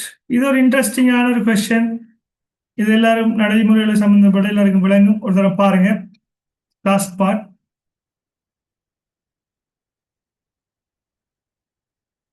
ரைட். சுதந்திரமான கிராபிக் வடிவமைப்பாளரான மாலா, இவதான் மாலாவா இருக்கா? மாலா தனது உயர் செயல்திறன் மிக்க மடிக்கணினியை கொள்வனவு செய்ய தீர்மானித்தார். என்னத்துக்கு மாலா தீர்மானிச்சிருக்கா? ஹை கன்ஃபிகரேஷன் ஒரு கம்ப்யூட்டர் ஒன்று பர்ச்சேஸ் பண்ணுவோம்னு முடிவெடுக்க. அவர் பிரபலமான இலத்திரனியல் கடைக்கு சென்று கிராபிக் வலையமைப்பினை கிராபிக் வடிவமைப்பு டிசைன் மற்றும் வீடியோ எடிட்டிங் ஏற்ற உயர் செய்முறை திறன் ஹை ப்ராசஸிங் பவர் கொண்டதுமான சிறந்த காட்சி தரத்தை தரக்கூடிய மடிக்கணனி தனக்கு தேவை என்று விற்பனை பிரதிநிதியிடம் தெரிவித்திருந்தார். அப்ப என்ன சொல்றான்னு சொன்னா, நான் ஒரு கிராஃபிக் டிசைனர். என்ன செய்யுங்க, எனக்கு நல்ல ஹை கன்ஃபிகர், இந்த பிக்சரை பாருங்க, எனக்கு நல்ல ஹை கன்ஃபிகரேஷன் உள்ள, நல்ல விஜிஏ உள்ள, நல்ல ரெம் உள்ள, நல்ல மானிட்டர் உள்ள எனக்கு ஒரு கம்ப்யூட்டர் லேப்டாப் ஒன்று வேண்டும் என்று சொல்லி இந்த விற்பனை செய்கிற பிரதிநிதியிட்ட தெரிவித்துள்ளார். இந்த மாதிரி சொல்லிட்டு இருக்கியா? ரைட். ஒரு குறிப்பிட்ட மாடல் அவர் அனைத்து தொழில்முறை தேவையான பூர்த்தி செய்யும் என்று விற்பனை பிரதிநிதி உறுதியளித்தார்.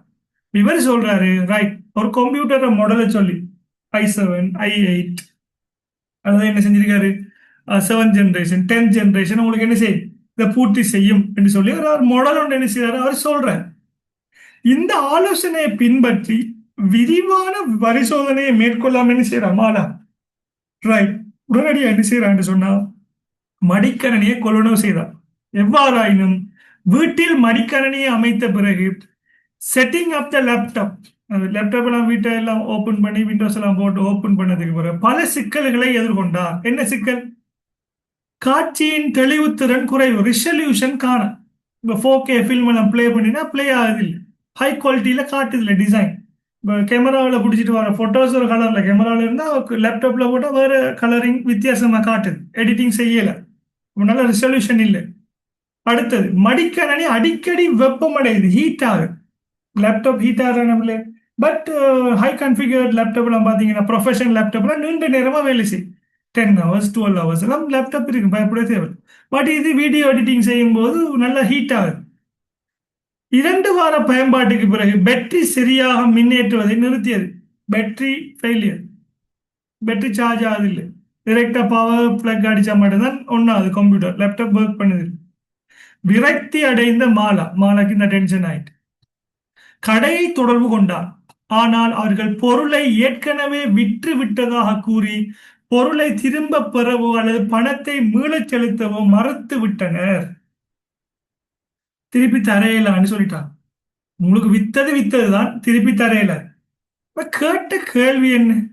இது நீங்க ஏன் யோசிங்க, நீங்க தான் இருக்கு பிசினஸ்ல படிச்சிருக்கிறீங்க, உங்களுக்கு இந்த சம்பவம் நடக்குது, என்ன செய்ய? மேற்படி விவரணத்தில் உள்ள விடயங்களுடன் தொடர்புடைய கீழ்வரும் பகுதிகளை உள்ளடக்கிய மாலாவின் சட்ட ரீதியான உரிமைகளை விவரிக்குக. மாலாவின் உரிமை என்ன? இதை கேட்ட முதலாவது கேள்வி, பொருள் விற்பனை சட்டத்தின் கீழான உட்கிடையான நிபந்தனையினை மீறியுள்ளார்கள். இது தொடர்புல என்ன செய்யறான், மாலோட உரிமையை கேட்காங்க.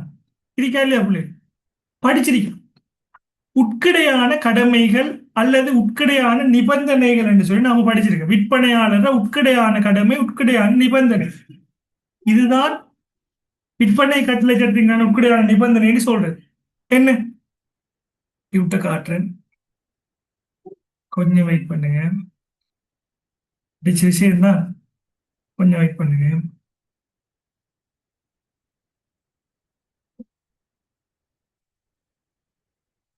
சேல்ஸ் ஆஃப் குட்ஸ் லோ,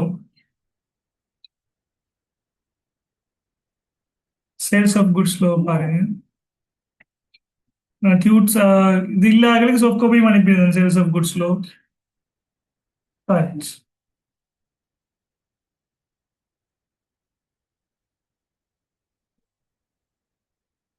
விற்பனையாளர் உட்கிடையான நிபந்தனைகள் அல்லது என்ன விற்பனையாளர் கடமைகள் என்று படிச்சிருக்கு. என்ன ஒன்று, விற்பனையாளருக்கு விற்பனை செய்யறதுக்கான உரிமை இருக்கணும், இந்த கேஸோட சம்பந்தப்படுமா, சம்பந்தப்படாது. ரெண்டாவது என்ன, பொருளானது தெரியப்படுத்தப்பட்ட வகையில் காணப்படும். ஷோரூம்ல என்ன பொருளை காட்டுறாங்களோ அதே பொருள் தான் நமக்கு தரணும். இது தெரியப்படுத்த, இது வருமா நமக்கு, இது ஷோரூம் கதையே இல்லை நம்ம இங்க. ரெண்டாவது, பொருளானது வாங்கப்பட்ட நோக்கத்தினை நிறைவு செய்யக்கூடியதாக இருக்கணும். எனக்கு இந்த நோக்கத்துக்காக வேண்டித்தான் இந்த பொருள் தேவை என்று சொல்லி இருந்தால் விற்பனை செய்யறாள்கிட்ட அவர் ஒரு பொருளை தாராரு, அது நோக்கத்தை உங்களுக்கு நிறைவு செய்யாட்டி நீங்க அவருக்கு எதிராக வழக்கு தாக்கல் செய்யணும். ஆகவே இந்த க்ளோஸ் என்ன செய்யும், நமக்கு இதுல பொருந்தும். சரியா? ரைட். அடுத்தது, பொருளானது சந்தைப்படுத்தப்படும் தரத்தில் காணப்படும், ஹை குவாலிட்டியா இருக்கணும், குவாலிட்டி இல்லாம இருக்கக்கூடாது. பொருள் சரியான நேரத்தில் சரியான அளவில் ஒப்படைக்கப்படும், தெரியும் நம்ம. ரைட். இதுல பாருங்க, தெரியப்படுத்தப்பட்ட வகையில் காணப்படும் அந்த பீஸாக்கு சொல்லியிருந்தேன். பொருளானது கொள்வனவு செய்யப்பட்ட நோக்கத்தை நிறைவு செய்யணுங்கிறதுக்கு சொல்லியிருந்தேன். ரைட். சந்தைப்படுத்தல் தரத்திலையும் இருக்கணும். சரியா? ரைட். இப்ப நம்ம இந்த கேள்விகளுக்கு என்ன விடையை கொடுக்கலாம்? சொல்லி பார்ப்போம்.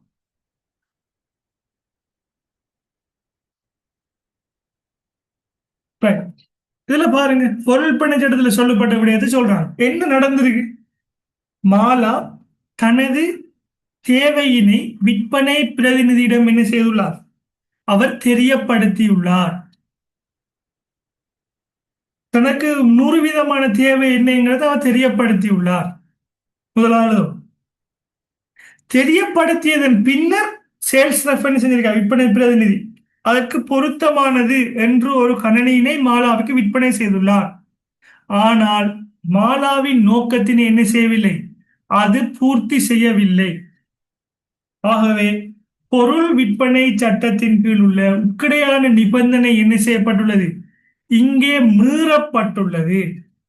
ஆகவே மாலாவுக்கு என்ன செய்யணும், ஒன்று கம்ப்யூட்டரை மாத்தி கொடுக்கணும், இல்லாட்டி மாலாக்கு காசை திருப்பி கொடுக்கணும், அல்லது கம்ப்யூட்டரை மாத்தி கொடுத்து நட்டவிடும் என்ன செய்ய வேண்டி வரும், அல்லது பணத்தையும் திருப்பி வழங்கி நட்டவிடும் என்ன செய்யணும், மாலா பாதிக்கப்பட்டிருக்கா நட்டவிடும் என்ன செய்ய வேண்டி வரும், வழங்குதல் வேண்டும். ரைட். இந்த விஷயத்தை பிள்ளைகள் கட்டாயம் எழுதணுமா? இந்த இருக்கு பாருங்க, எந்த நோக்கத்துக்காக பொருள் கொள்வனவு செய்யப்படுகின்றதோ அது கொள்வனவு செய்யறதுக்கு முன் வெளிப்படையாக தெரிவிக்கப்பட்டிருந்தால் என்ன செய்யணும், அந்த நோக்கத்துக்கு ஏற்றதாக அந்த பொருள் காணப்பட வேண்டும்ங்கிறது கட்டாயம். நான் மாலா என்ன செய்துள்ளார், அவரது நோக்கத்தை 100 வீதம் என்ன செஞ்சிருக்காரு, தெரியப்படுத்திருக்காரு. ஆனா அவரது நோக்கத்தை என்ன செய்யல, எதுவுமே தெரியப்படுத்தப்படலை. ஆகவே உட்கடையான நிபந்தனை என்ன செய்யப்பட்டிருக்கு, மீறப்பட்டுள்ளது. மீறப்பட்டிருக்கிறதால மாலா என்ன செய்யலாம்னு சொன்னா, இதுக்குரிய நட்டஈட்டினை அல்லது இழப்பீட்டினை அல்லது பதிலீடினை என்ன செய்ய முடியும், பெற்றுக்கொள்ள முடியும். அடுத்த கேள்வி.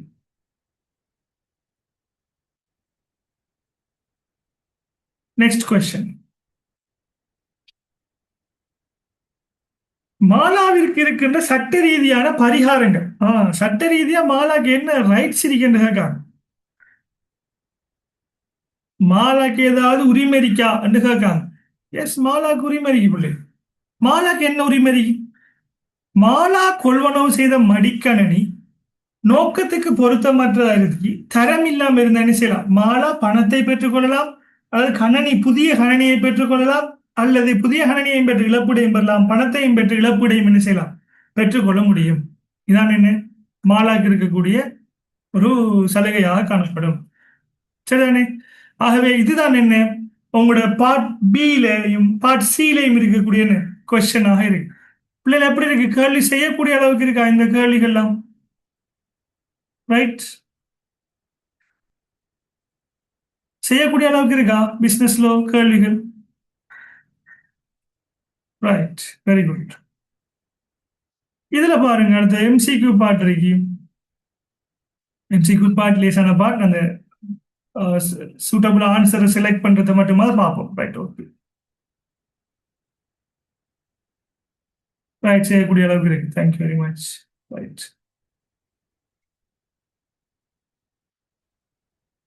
ஆமா, சின்ன விஷயம் பாருங்க. மேன்முறையீடு தொடர்பு, மேன்முறையீடு தொடர்பான நியாயாதிக்கத்தை கொண்டுள்ள நீதிமன்றம். நீதவான் நீதிமன்றம் என்றால் குற்றங்களை விசாரிக்கிறது, இங்கெல்லாம் மேன்முறையீடு செய்யறது. மாவட்ட நீதிமன்றத்திலே என்ன செய்யறல, மேன்முறையீடு செய்யறது. உயர் நீதிமன்றத்துல என்ன செய்யப்பட்டிருக்கு, சுப்ரீம் கோர்ட்டுக்கு தான் என்ன செய்யறது, மேன்முறையீடு தொடர்பான இறுதியான நியாயாதிக்கம் அங்கதான் இருக்கு. கோர்ட் ஆஃப் அப்பீல் மேன்முறையீட்டு நீதிமன்றம் ஒன்று தரல தானே, தர சுப்ரீம் கோர்ட் தான் இதுக்கு விடையாவர்.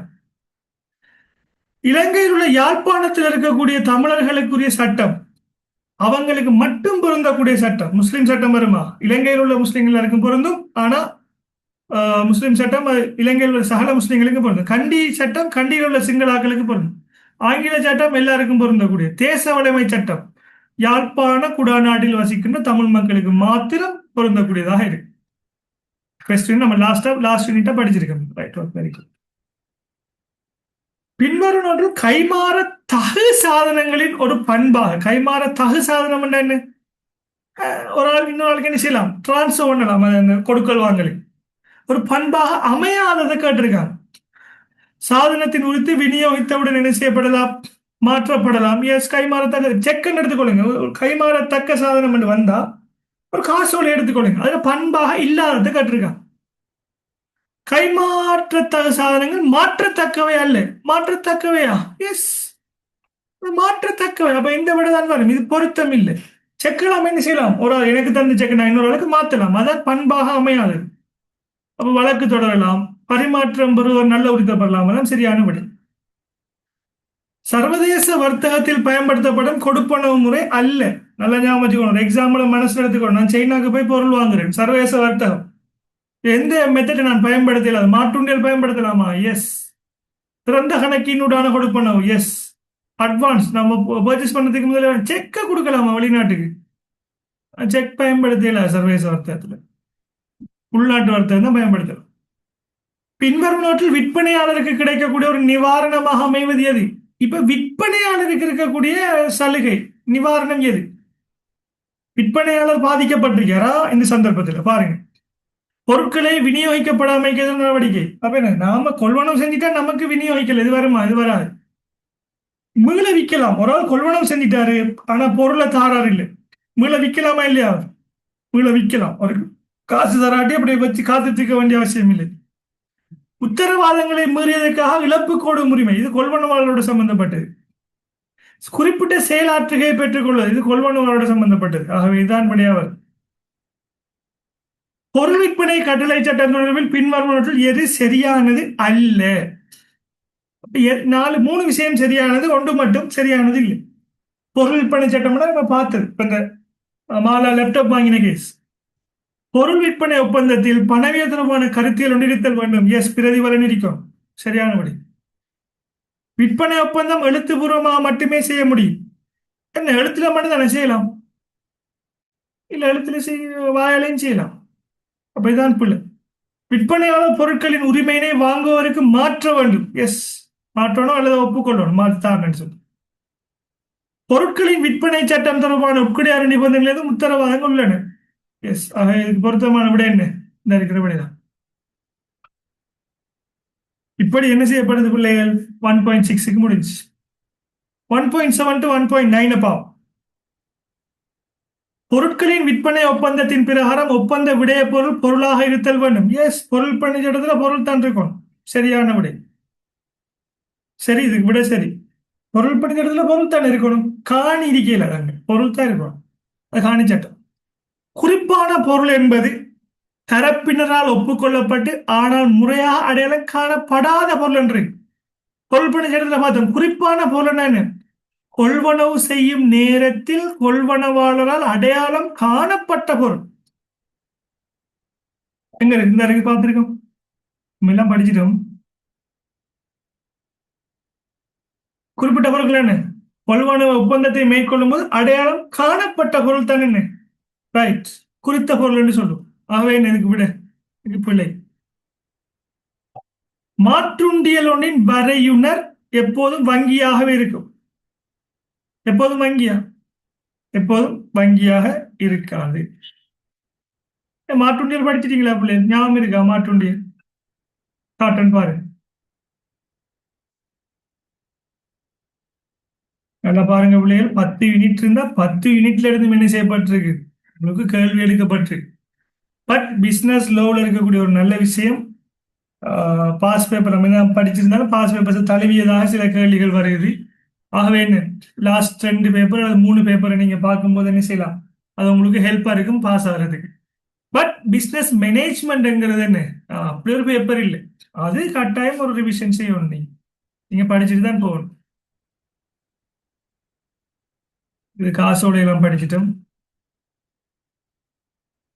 மாற்றுண்டியல் பாப்பா. மாற்றுண்டியல், பில் ஆஃப் எக்ஸ்சேஞ்ச்.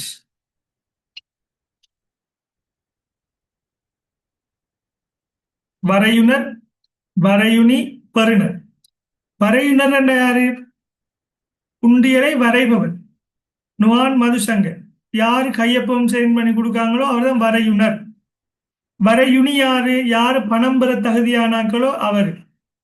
பெறுநர் வரையுனர் யாருக்கு பணம் வழங்க வேண்டும் என்று ஒரு கட்டளை இடுறது, முகவரி இடுறது. அந்த நபராகவும் இருக்கலாம் அல்லது அதில் சொல்லியிருக்கலாம் இந்த நபருக்கு வழங்கவும் என்று சொல்லியிருந்தா அந்த நபர் என்ன இறுதியா பணம் பெறுவோம்.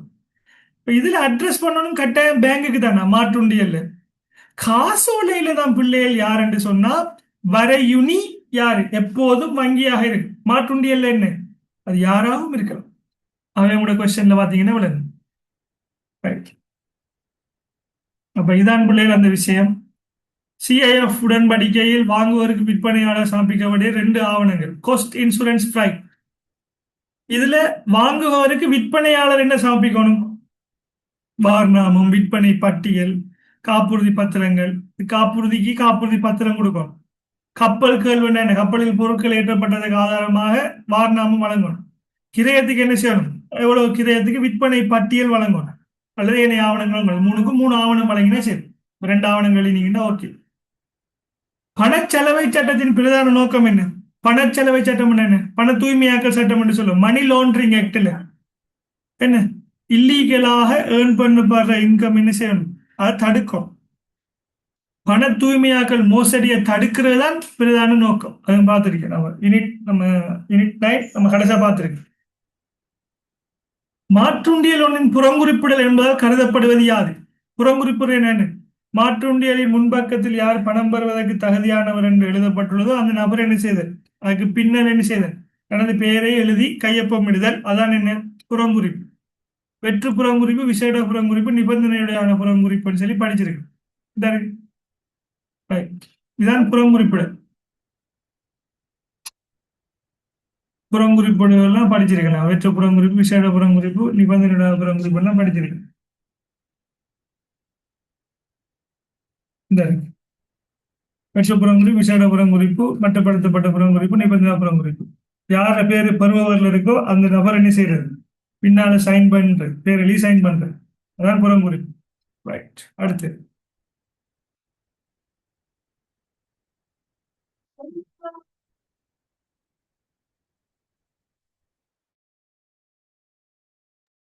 அடுத்தது பாருங்க பிள்ளைகள், முதலீட்டு சபையின் தொழிற்பாடு.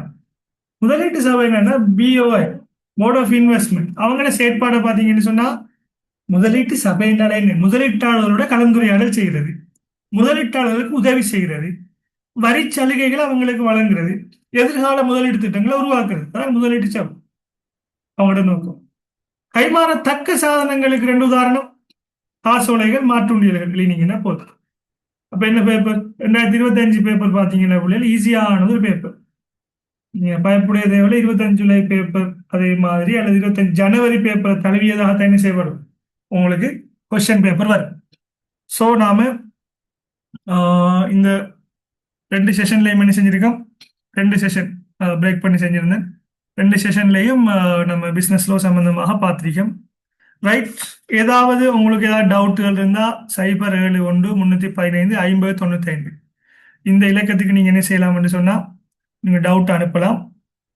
லெவல் 3ல ஜாயின் பண்ண விரும்புகிறார்களும் லெவல் 3க்கான கிளாஸஸ் உங்களோட எக்ஸாம் முடிஞ்சு நெக்ஸ்ட் வீக் அடுத்த வாரம் நடக்கும். 7ஆம் தேதி உங்களுக்கு எக்ஸாம் அல்லது 9ஆம் தேதி எக்ஸாம்னா அது முடிஞ்சு நெக்ஸ்ட் வீக் என்ன செய்யும், 7 டேஸால உங்களுக்கு கிளாஸஸ் எல்லாம் ஸ்டார்ட் ஆகும்.